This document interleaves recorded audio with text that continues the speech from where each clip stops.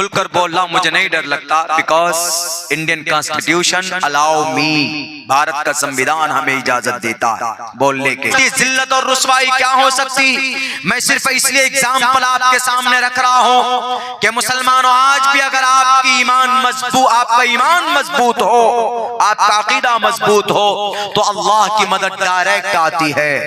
हजरत इब्राहिम अलैहिस्सलाम की मदद अल्लाह ने डायरेक्ट की थी ना। हम जानते हैं कि यहाँ कोई इब्राहिम नहीं है और डायरेक्ट मदद नहीं आ सकती, लेकिन हम इब्राहिम के मानने वाले हैं, कम से कम हमें कुछ तो सबक लेना चाहिए। जब हजरत इब्राहिम को आग में डालने की कोशिश की जा रही थी, तो अल्लाह तबारक व तआला ने हजरत जिब्राइल को भेजा कि जाओ जरा मदद करो। जिब्राइल आए, ए खलीलुल्लाह, इब्राहिम खलीलुल्लाह, हजरत इब्राहिम अल्लाह के खलील है। ए इब्राहिम, आप इशारा तो कर दीजिए, ये जो 3 महीने से नमरूद ने आग जलाई है ना आपको जलाने के लिए, ये जो आज उत्तर प्रदेश में बुलडोजर खड़ा किया गया है ना गरीब और मजलूम मुसलमानों के घरों को तोड़ने के लिए, लाल बुझक करने, तो रब कहता है फरिश्ते से जाओ दिखाओ ताकत जिब्राइल, तुझसे बड़ी ताकत इनके बुलडोजर में नहीं है, तुझसे बड़ी ताकत नमरूद की आग में नहीं है, जाओ तुम जरा मुकाबला करो। मैं थोड़ा मिलाता हूं वाकयात को ताकि आपको सब्र हो सके, आपकी हिम्मत मजबूत हो सके। अगर कल नमरूद था तो उसके बिल मुकाबिला आज उसका जानशी भारत के अंदर, उत्तर प्रदेश के अंदर लाल बुझक्कर, अगर कोई नमरूद था तो आज की तारीख में भारत के अंदर मजलूमों का कातिल कुर्सी इख्तिदार पर बैठा हुआ। इसीलिए हमें क्या करना चाहिए, हमें हजरत इब्राहिम जैसा ईमानी कुव्वत दिखाने की जरूरत है, अल्लाह की जात पर भरोसा जताने की जरूरत है। हजरत जिब्राइल ने कहा हजरत इब्राहिम अलैहिस्सलाम से, हजरत इब्राहिम ने कहा कि जाओ, मुझे I don't need to your, मुझे तुम्हारी हेल्प की जरूरत नहीं है, मुझे ये बताओ मेरा रब देख रहा है कि नहीं देख रहा है। उन्होंने कहा कि बिल्कुल अल्लाह देख रहा। कहा मुझे अल्लाह काफी, हस्बुनल्लाह व निअमल वकील, जाओ मुझे मेरा अल्लाह काफी, जिब्राइल तुम्हारी जरूरत नहीं है। जब अल्लाह ने देखा कि मेरे बंदे को मुझ पर इतना भरोसा है तो मैं जिब्राइल के जरिए भेजकर मदद करवाऊं? नहीं, डायरेक्ट अल्लाह कहता या नारू कूनी। जब रब का बंदा, जब उसका यकीन रब से मजबूत कनेक्ट हो जाता है तो अल्लाह फिर बीच में वो जो होते हैं ना बीच में कासिद, वो हिस्सा गायब कर देता है। फिर डायरेक्ट आता है अल्लाह कि जब तू मुझसे मदद कर मांग रहा है, जब तू मुझसे मोहब्बत कर रहा है, मन कान लिल्लाहि कान अल्लाहु लहू, जो अल्लाह का होता है अल्लाह उसका हो जाता है। हजरत जिब्राइल अमीन को एक तरफ, तमाम फरिश्ते एक तरफ, ताज्जुब में है क्या होगा, हजरत इब्राहिम तो आग में जलकर राख हो जाएंगे।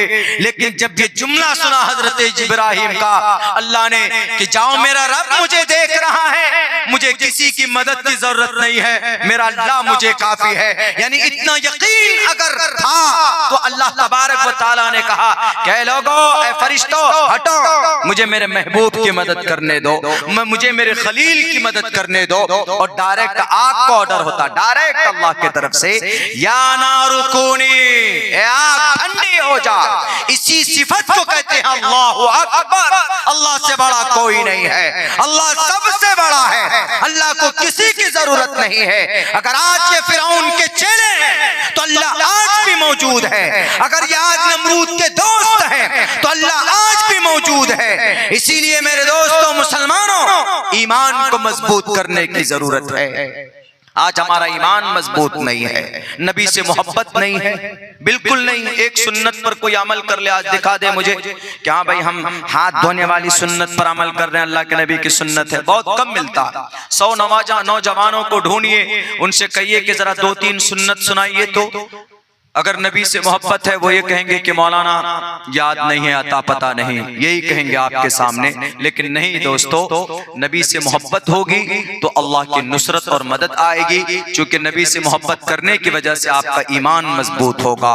एक सहाबी थे मोहब्बत। अभी एक मंत्र पढ़ा था ना, नराशन सम महाप्रिय मसीह के पूरी दुनिया में सबसे ज्यादा चाहने वाला अगर किसी को मैसर हुआ है, किसी जात को चाहने वाले लोग मिले हैं तो मोहम्मद की जात है। नराशन सम महाप्रिय मसीह के सबसे ज्यादा मोहब्बत करने वाले मोहम्मद अलैहिस्सलाम को मिले सहाबी। जंगे उहद का मौका है, तीर आ रहा है, एक सहाबी ने फौरन जाकर आप अलैहिस्सलातु वस्सलाम को गले से लगाया, चिमट गए। पीछे तीर लगता है, एक नहीं 2 3 4 5 6 7 8 9 10 90 तीर लगे।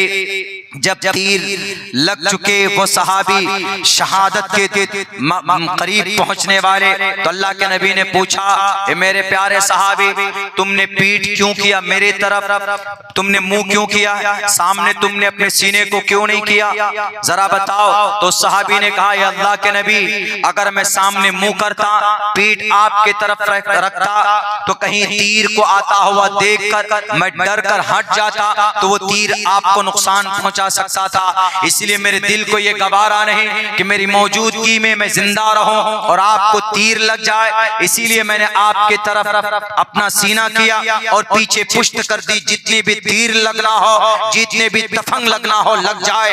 ये अबू दुजाना बर्दाश्त करने के लिए तैयार है, लेकिन नबी की जात को जरा बराबर तकलीफ पहुंचे ये अबू दुजाना को बिल्कुल बर्दाश्त नहीं है।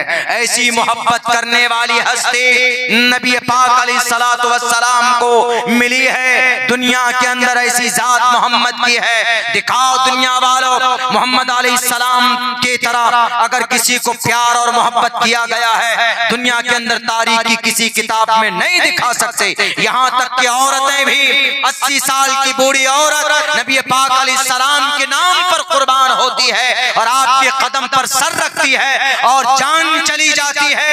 90 जख्म आए थे जंगे उहद के मौके पर बीबी उम्मे अम्मारा रज़ी अल्लाह ताला अन्हा के जिस्म मुबारक पर। इसीलिए कहा गया, ला युमिनु अहदुकुम हत्ता अकूना हब्बा इलैहि मिन वालिदिही व वलदिही वन्नासी अजमईन।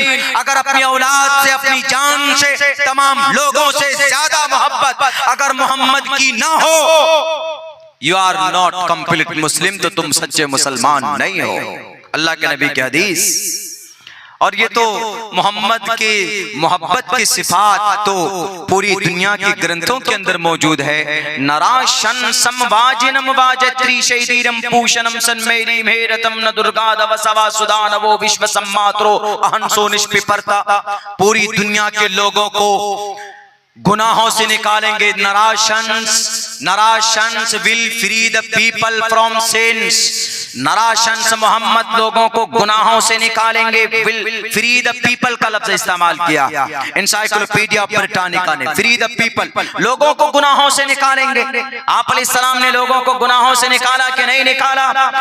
मुसलमानों, नौजवानों, आपको पता होना चाहिए आपके नबी की तारीख, आपके नबी के उन्होंने क्या क्या काम आप अलैहिस्सलाम ने किए अपने जमाने में। आज मीडिया वाले उछल उछल कर नबी को बदनाम करने के मैसेजेस को फैलाते, तो आप अपने सोशल मीडिया को नबी की पवित्रता और उनकी सदाकत को बयान करने के लिए लोगों के बीच में लाओ और ये मैसेज लिखो कि शराब हराम है, चूंकि शराब से सोसाइटी का नुकसान होता है। शराब पीकर लोग बेटियों की इज्जत और उनका रेप करते हैं। डॉक्टर अहाना की इज्जत लूटी गई।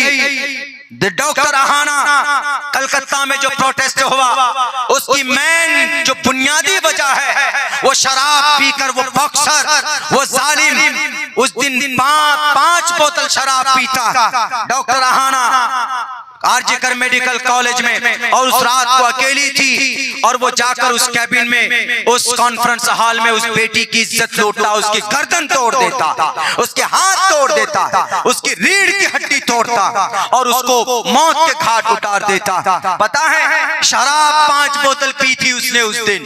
3 दिन पहले से शराब पी रहा था। बताओ दुनिया के लोगों, कोई तरीका है इस रेप को रोकने का?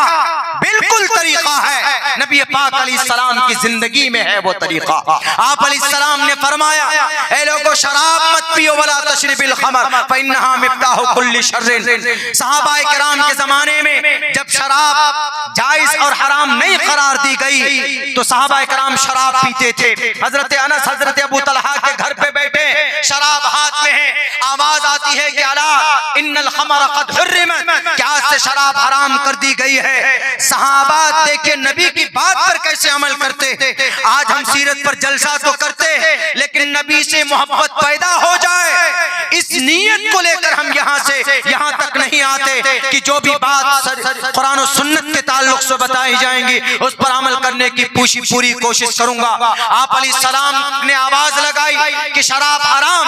हजरत अबू तलहा ने कहा हजरत अनस से, अनस जरा सुनो तो आवाज क्या है। हजरत अनस ने कहा कि हजरत अबू तलहा शराब आज से हराम करार दी गई। कहा अच्छा, जो गिलास में जो शराब थी, जो गिलास शराब का गिलास हाथ में था फौरन उसी वक्त फेंकता है और मटके को उठा कर बाहर फेंकता है।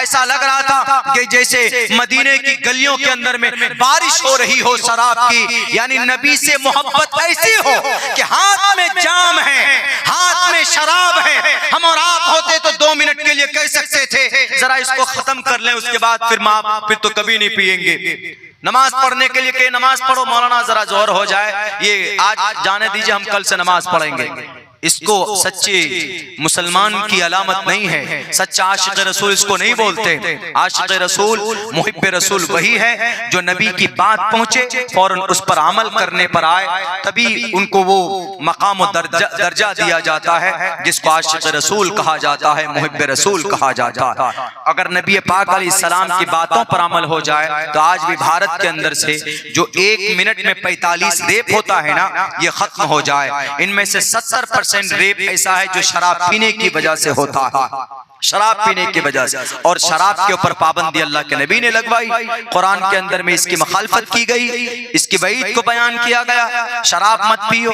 वही डॉक्टर अहाना बताइए कितनी अब यंग डॉक्टर अपने उस आरजीकर मेडिकल के 36 घंटे से ड्यूटी कर रही थी, वो इतनी मेहनती डॉक्टर अहाना, लेकिन उस जालिम ने वही का रक्षक भक्षक बन करके उस बेटी का अपमान करता, उसकी इज्जत लूटता। क्या मतलब रह गया यत्र नार्यस्तु पूजन्ते रमनते तत्र देवता का, कि समाज की बेटी को सम्मान दो तभी वहां पर ईश्वर आएगा। मिस्टर प्राइम मिनिस्टर, क्या गारंटी है आपकी कि बेटी की इज्जत नहीं लूटी जाएगी। एक दूसरी कंट्री की बेटी बेंगलोर आती है, आईआईटी के अंदर बहुत फेमस शहर है बेंगलोर, मैंने डिप्लोमा वहीं से किया, बहुत मुहज्जब शहर माना जाता है तालीमी एतबार से, लेकिन क्या बनाया, 60 टुकड़े किए जिस्म के जालिम ने, बताई 60 टुकड़े, एक नहीं 60 टुकड़े करके फ्रिज में डाला। यही गारंटी है आपकी। झूठे हैं आप, झूठ बोलते हो, आप इख्तिदार में बैठने के लायक नहीं हो, आपको कुर्सी पर बैठने का हक नहीं है, आप कौम और समाज और देश की तरक्की के लिए काम नहीं कर सकते तो कुर्सी छोड़ो। अगर आपको सियासत सीखना है, अगर आपको कौम और समाज को कैसे लेकर जाते हैं तो उमर फारूक की जिंदगी उठा करके पढ़ो। आपको दुनिया के अंदर में लोगों की मदद कैसे करते हैं, आप हमारे खुलाफाए राशिदीन की जिंदगी उठाकर पढ़िए, आपको वहां से सबक मिलेगा। आपको 10 लाख रुपए का सूट पहनने के लिए नहीं बिठाया गया, बस ले 10 लाख गरीबों की समस्या का समाधान कैसे हो इसलिए आपको बिठाया गया है। और वो चीजें नबी पाक अलैहिस्सलाम की जिंदगी के अंदर मिलती। इसीलिए कहा गया है मोहम्मद रसूलुल्लाह सल्लल्लाहु अलैहि वसल्लम के बारे में, संस्कृत के अंदर कहा गया है कि अगर मोहम्मद अलैहिस्सलाम से मोहब्बत नहीं करोगे तो बेड़ा पार नहीं होगा। मेरे भाइयों, वक्त चूंकि काफी हो चुका है, अभी हम लोगों को नमाज भी अदा करनी। चूंकि सीरत का प्रोग्राम था तो सीरत के ताल्लुक से हमने बात की, वरना हालात हाजरा मेरा पसंदीदा टॉपिक हुआ करता है। बस इतना कहूंगा कि हालात बहुत ही नागुफ्ता भी इस मुल्क हिंदुस्तान, हमें उग्र नहीं होना है। कोई आदमी कोई भी भाषण दे, जैसे अररिया के अंदर में भी एक भाषण दिया गया, वहां का मेंबर ऑफ पार्लियामेंट बिल्कुल जिहालत से भरा हुआ भाषण था, बिल्कुल जुल्म सितम का बाजार गर्म करने वाला भाषण था। हमारा ये कोसी, हमारा ये सीमांचल अल्हम्दुलिल्लाह पुरअमन इलाका, हिंदू मुसलमान मिलकर रहते, एक दूसरे का सम्मान करते, एक दूसरे का एहतराम करते, एक दूसरे की परेशानी में लोग शरीक होते, और इसको आग के अंदर झोंकना चाहते। एक संवैधानिक पद पर बैठकर अल्लाह के नबी ने यह फरमाया कि भाई आप की जात से किसी को तकलीफ न पहुंचे। सच्चा मुसलमान भाई अल मुस्लिम मन सलिमल मुस्लिमून मिन लिसानिही व यदिही है तो मुसलमानों के लिए, लेकिन बाद मुफस्सिरीन ने इस हदीस की तफसीर की है कि अल्लाह के नबी अलैहि सलाम का मंशा ये था कि मुसलमान सच्चा वो है कि उसके हाथ से, जुबान से, पैर से किसी इंसान को तकलीफ न पहुंचे। और आप माइक लेकर बोलते, यहाँ रहना है तो ये बनो, वहां रहना है तो ये बनो। अंग्रेज के सामने डायमंड हार्बर पर कौन था तोप लेकर? डायमंड हार्बर, जिसको आज हावड़ा कहा जाता है, इसका पुराना नाम डायमंड हार्बर है, आज हावड़ा में बदल दिया गया। डायमंड हार्बर पर अंग्रेज की ऑफिस को तोड़ने वाला कौन? 1755 की तारीख नहीं मालूम होगा एमपी साहब आपको। डायमंड हार्बर में तोप लेकर पहुंचने वाला मर्द मुजाहिद का नाम अली वर्दी खान था। 1757 के अंदर अंग्रेज के सामने सीना तान कर खड़ा होने वाले का नाम नवाब सिराजुद्दौला था। 1799 में अंग्रेज को धूल चटाने वाला श्रीरंगापट्टनम मैसूर का शेर हिंदुस्तान टीपू सुल्तान 1799 में उनका नाम फतेह अली खान टीपू सुल्तान था। 1806 के अंदर, 1831 के अंदर पठानकोट के अंदर 51 लोगों को लेकर जाकर अपने आप को शहीद करने वाली जात का नाम सैयद अहमद शहीद बरेलवी था। 1857 के अंदर पानीपत शामली के मैदान में कनपट्टी पर गोली खाने वाले का नाम कासिम नानोतवी था। और फिर आगे तारीख पढ़िए, 1906 के अंदर जालिम अंग्रेज को भगाने के लिए तहरीक रेशमी रुमाल को वजूद में लाने वाले का नाम शेखुल हिंद रहमतुल्लाहि अलैह था। ये तारीख आपको पता होना चाहिए। और फिर आप जाकर आप बोलो कि इस देश में रहना है तो ये बनकर रहना होगा। हम कहते हैं कि आपको देश में रहना है तो इंसान बनकर रहिए। आप मेंबर ऑफ पार्लियामेंट हैं, किसी को तकलीफ नहीं दीजिए। टोपी दाढ़ी वाला किसी को तकलीफ नहीं देता। बताएं हमें भारत के अंदर कि कितने मुसलमानों ने किसका मॉब लिंचिंग किया है? किसी हिंदू भाई को मारा है? आज तक नहीं पेश कर सकते। अभी सिर्फ वो जावेद अंसारी को मार दिया गया, बेचारा आसाम का था, उस बेचारे को हरियाणा के अंदर पीट पीट कर मार दिया गया। रीढ़ की हड्डी तोड़ी गई उसके माँ बाप का रखवाला कौन होगा? उसके बहन भाई की परवरिश करने वाला कौन होगा? ईश्वर लेगा तुमसे बदला एक रोज। यदा यदा ही धर्मस्य ग्लानिर्भवति भारत अभ्युत्थानम धर्मस्य तदात्मानं सृजामहम्। ईश्वर आएगा। रावण आया था तो राम को भेजा, अंधकासुर आया था तो दुर्गे माता को भेजा, दुर्गम राक्षस आया था तो भगवती माँ को भेजा था। और तुम जैसे जालिम अगर फसादी बनकर फसाद मचाते हो तो कल की अवतार के ये आशिक पैदा होंगे। कभी न कभी ईश्वर भेजेगा किसी को और तुम्हारे एक एक